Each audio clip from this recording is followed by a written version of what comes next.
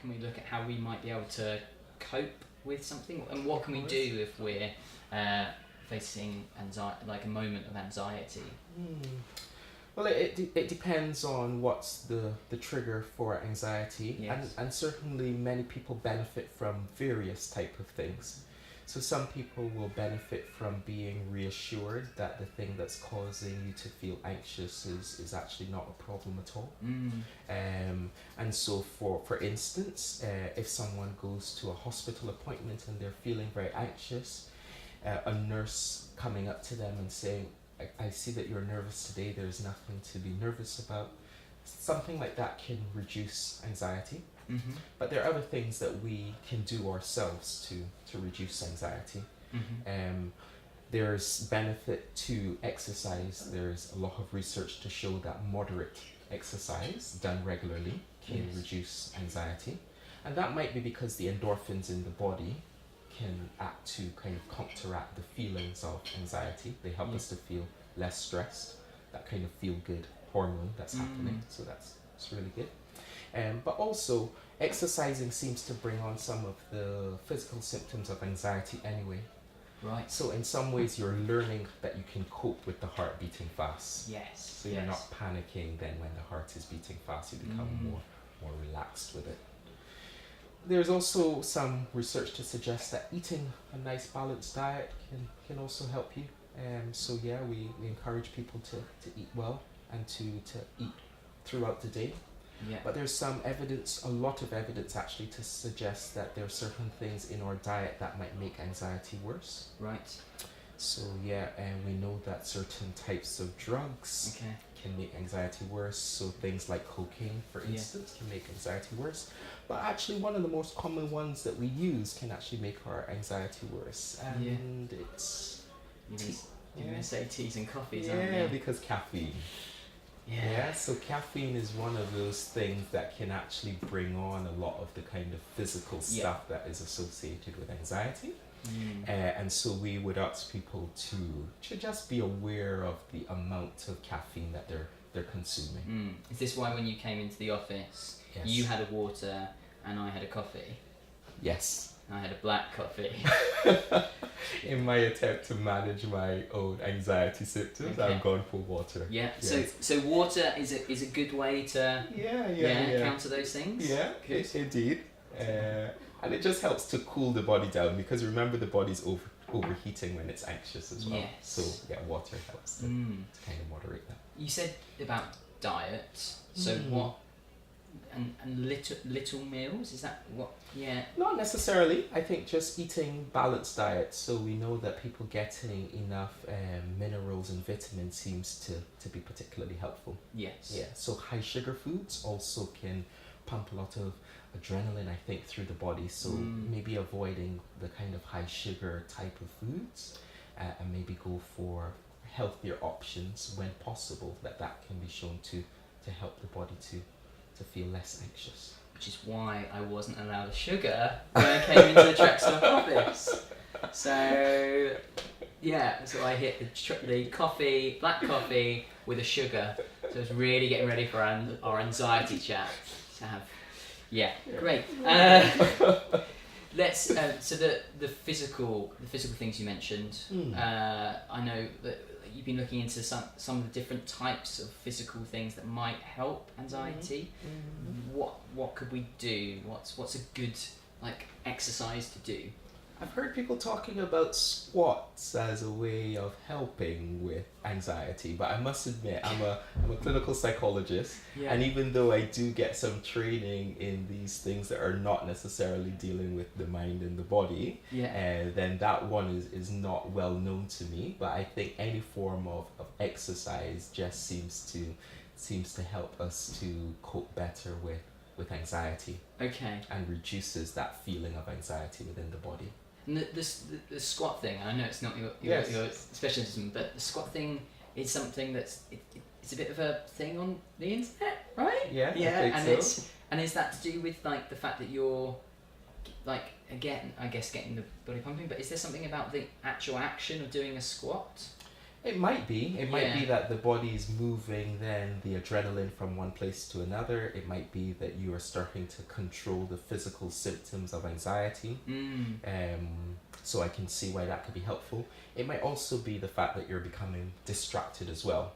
If you are Right. focusing on doing the squat, then I would imagine that's taking away from the thought that's going into the thing that's causing you to feel anxious. So Yes. yeah, I can see why it would work. Yeah. Of course, I don't know if that's the mechanism because Right. that's not my area of expertise, but I can speculate that Yeah. those might be the ways at which it works. But you can look it up. Look Yes. it up if you'd like to, and if you're just like really good, like get those sorted, you can go straight for do the squats. Yeah, do the I might do it. Yeah, I won't. So can I ask, like one of the things that I do for exercise was that I do I go running and things, and that's my kind of way of. Yeah, for sure. But we were talking about the fact that there's a difference. So running for me was a big thing for when I got better, Sure. or was attempting to, like, post-treatment, let's say. And running had always been a big part of my life beforehand, and obviously it's really difficult to get back into running when you haven't run for a long time because you're unfit. Actually, but the act of doing it was quite a big step because it made me realise that I'd spent so long not being able to run and being locked away in a room and being told you can't leave, and it became a big thing of going, well, I can do this now, and I should do it because I can, I guess. But we were talking about distraction. You mentioned the word there. Is there an element of exercise being a distraction? So that being a distraction from my anxiety? I would think so, and I guess I would encourage that. I mean, there's two schools of thought about whether or not we should be using distraction as a technique for anxiety, and indeed some people might not look at it as a distraction technique as much as it might be that the person is starting to switch the focus in their life from thinking about the cancer all the time, maybe to starting to invest in being healthy again and being well and doing the things that they want to do. Yes. Because remember we were talking about when we're worrying about something, we start to think about it over and over again. Sometimes we then become preoccupied with stuff. So it's not uncommon for people to become preoccupied with the cancer coming back, these kind of things. And so what I would be encouraging someone to do as a clinical psychologist is actually not to spend a lot of time thinking about cancer over and over again as much as it is about living their life to the full. Yes. Not worrying about the cancer coming back and what the consequences of that would be, as much as trying to make the most of the time that they do have and just enjoying life, really. Yes, yeah. Because we were talking about that element of, like, when you're filling up like a bucket of water, like you're filling up like a wellness bucket, and you're filling it up with all the things that you're doing and things, and it makes you feel alive. And unfortunately sometimes it does have little holes, and that goes, and you fill it up with something else, and you're like, pouring that away, it's great. But actually you do get to the point where the holes start getting smaller, and it actually does start filling up as well, I guess. Yeah, I mean, and that can be how we can look at anxiety symptoms. We can look at it as, I don't want to feel anxious, so I will do this not to feel anxious. I think that's not what I would encourage, because then you find yourself doing more and more things not to have anxiety. Yes. Yeah, which never works well, because you then become so filled up with a lot of things just not to feel something that's normal. Yes. Yeah. So what I would encourage anyone to do actually is learning how to stay with this thing that is normal, learning how to stay with the body's heart beating fast, learning how to stay with sweating, learning how to stay with the upset stomach. Because what we do know is that when we actually learn how to stay with these things, that what they do is that they come, but that they can go as well. Right. And that when we attempt to fight them and push them away, that actually they linger. Yeah. They stay around for a bit longer than they should. So actually the evidence suggests that there's some benefit in terms of letting things come and letting things go. Yeah. And that's why we use now other things like mindfulness techniques. Yes. Yeah, because mindfulness has to do with staying present, allowing what is there to be there without judging it, and watch it come and watch it go. Yes. And that's what can happen with anxiety as well. And letting go must be a for major sure. tool in that. Like I was mentioned before that like I had because of the treatment had a thing with arrhythmia, and actually like learning to accept that because everybody has missed beats. Yes. And I didn't realise this beforehand. No idea that your heart occasionally misses a beat. Or we'll add an extra one just for the kick of it. Like, come on, let's do it. But like actually accepting that those things are part of your body. Indeed.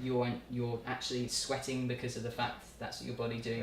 Exactly. Yeah. It's a major part of hopefully being accepting what your body's doing. Exactly. Yeah. And accepting what the body is doing usually leads to a reduction in the anxiety.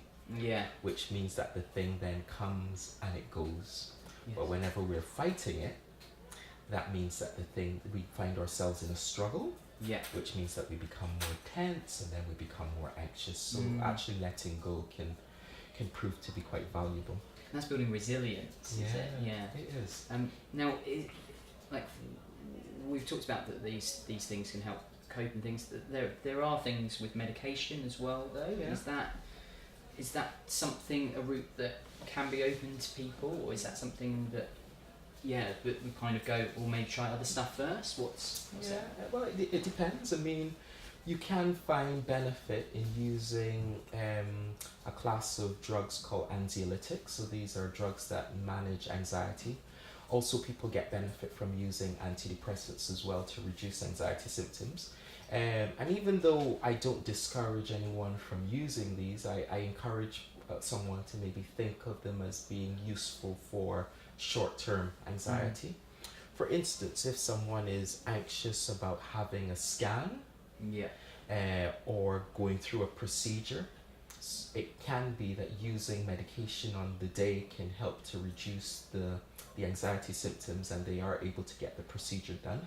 That can be helpful.